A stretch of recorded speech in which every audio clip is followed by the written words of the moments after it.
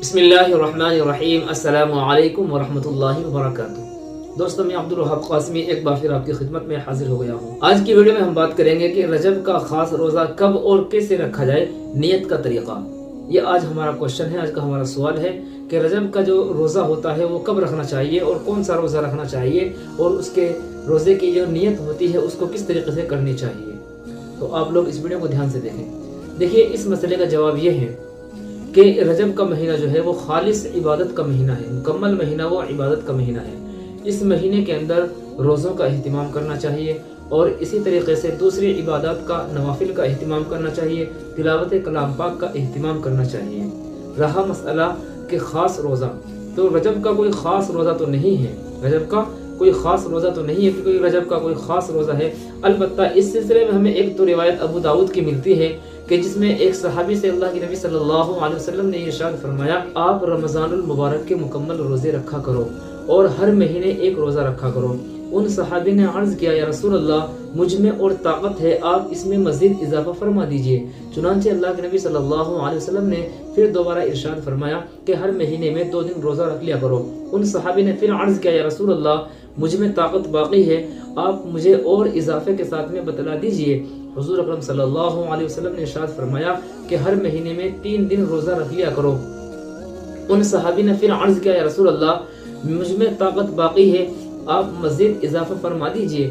چنانچہ اللہ کے نبی صلی اللہ علیہ وسلم نے اس کے بعد میں پھر اشارہ کر کے اس طریقے سے انگلی سے کہ اشہر حرم، یعنی وہ مہینے کے جو حرمت والے مہینے ہیں، کہ جو رجب کا مہینہ بھی ہے، جن میں کہ اللہ کے نبی صلی اللہ علیہ وسلم نے فرمایا کہ اشہر حرم، یعنی حرمت والے مہینوں میں 3 دن روزہ رکھ لیا کرو اور 3 دن چھوڑ دیا کرو۔ یعنی اللہ کے نبی صلی اللہ علیہ وسلم نے ارشاد فرمایا کہ حرمت والے مہینوں میں 3 دن روزہ رکھ لیا کرو اور 3 دن ناغا کر لیا کرو، یعنی مستقل روزے نہ رکھو بلکہ کبھی رکھ لو اور کبھی چھوڑ دو۔ تو اشارہ کر کے اللہ کے نبی صلی اللہ علیہ وسلم نے فرمایا کہ 3 دن روزے رکھو اور 3 دن ناغا کر لو۔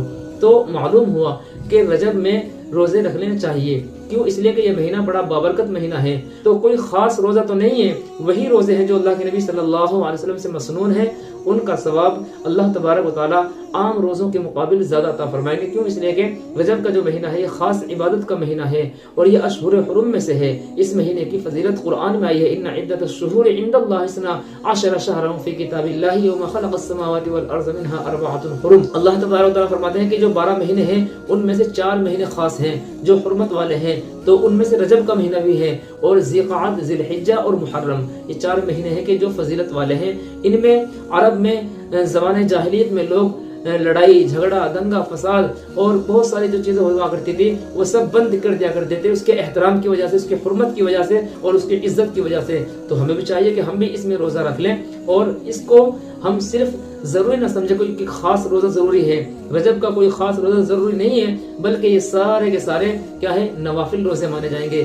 اور جو ایام بیس کے روزے ہیں وہ مسنون روزے ہیں، اور جو پیر اور جمعرات کے روزے ہیں وہ بھی مسنون روزے ہیں۔ اور اس کے علاوہ اس پورے مہینے میں جب بھی دل کرے، جب بھی جی چاہے روزہ رکھ لو، تو وہ نوافل کا درجہ پالے گا، اور اس کا ثواب اللہ تبارک و تعالیٰ دوسرے دنوں کے مقابلے میں زیادہ عطا فرمائیں گے۔ تو اور اس کے رکھنے کا جو طریقہ ہے، اس کے جو نیت جو ہے وہ کس طریقے سے کرنی چاہیے روزے رکھنے کی رجب کے مہینے کی، تو وہ کوئی اسپیشل نہیں ہے، بلکہ یہ کہہ دیں کہ اے اللہ، میں تیری رضا کے لیے روزہ رکھ رہا ہوں، اے اللہ، میں تیری رضا کے لیے، تجھے خوش کرنے کے لیے، تجھے راضی کرنے کے لیے میں روزہ رکھ رہا ہوں۔ بس اتنی نیت کر لے، نہ رجب کا نام لے، نہ کسی چیز کا نام لے، بلکہ یہ کہہ دے کہ اے اللہ، میں کل روزہ رکھوں گا۔ چنانچہ جب وہ رات کو نیت کر کے سویا کہ اگلے دن مجھے روزہ رکھنا ہے، مثال کے طور پر میں نے آج نیت کر لیا کہ مجھے صبح میں روزہ رکھنا ہے، تو بس میرے لیے یہ کافی ہو گیا۔ اور صبح جب سحری کرے تو اس وقت دل کے اندر استحضار لے آئے اور اس کو دماغ کے اندر رکھ لے کہ میں روزہ اللہ کی رضا کے لیے رکھ رہا ہوں، اور اس کا ثواب اللہ تبارک و تعالیٰ عطا فرماتے ہیں اور بے شمار ثواب عطا فرماتے ہیں۔ تو اس کا یہ طریقہ ہے روزہ رکھنے کا۔ امید ہے بات آپ کی سمجھ میں آ گئی ہوگی۔ آپ کے بھی کوئی مسائل ہو، کوشچنز ہو، کمنٹ باکس میں لکھ دیں، اگلی ویڈیو میں انشاءاللہ ضرور اس کو بتایا جائے گا۔ تب تک کے لیے اجازت، ملتے ہیں اگلی ویڈیو میں۔ السلام علیکم ورحمۃ اللہ وبرکاتہ۔